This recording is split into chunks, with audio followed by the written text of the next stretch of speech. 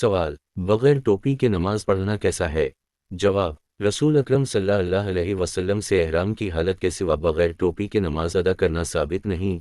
उसले काहली, सुस्ती और लापरवाही की बना पर टोपी के बगैर नंगे सर नमाज पढ़ना मकरूह तंज़ीही है।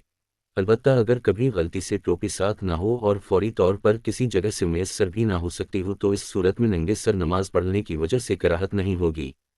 सवाल: एक, क्या बगैर टोपी के बगैर नमाज पढ़ना मकरूह है? 2, मसाजिद में प्लास्टिक की टोपियाँ होती हैं, उनसे नमाज मकरूह होती है। जवाब: 1, रसूल अकरम सल्लल्लाहु अलैहि वसल्लम से एहराम की हालत के सिवा बगैर टोपी के नमाज अदा करना साबित नहीं।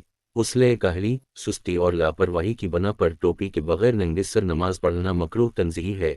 अलबत्ता अगर कभी टोपी पास ना हो और फौरी तौर पर किसी जगह से मैसर भी ना हो सकती हो तो इस सूरत में नंगे सर नमाज पढ़ने की वजह से कराहत नहीं होगी।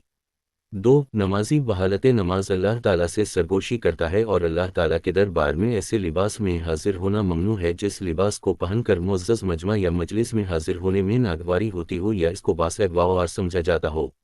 प्लास्टिक और चटाई की टोपी पहनकर मुअज़्ज़ज़ मजमा और तकरीब में जाने को मयूब और बासार समझा जाता है, इसलिए ऐसी टोपी पहनकर नमाज पढ़ना अगरचे जायज़ है, लेकिन इससे नमाज मकरूह हो जाएगी। मज़ीद ये कि प्लास्टिक वगैरह की टोपियाँ इस्तेमाल की वजह से मैली कचीली भी हो जाती हैं, इससे कराहत दोगुनी हो जाएगा, इसलिए उन टोपियों में नमाज पढ़ने के बजाय कपड़े, जाली की साफ सुथरी टोपी पहनकर नमाज पढ़नी चाहिए।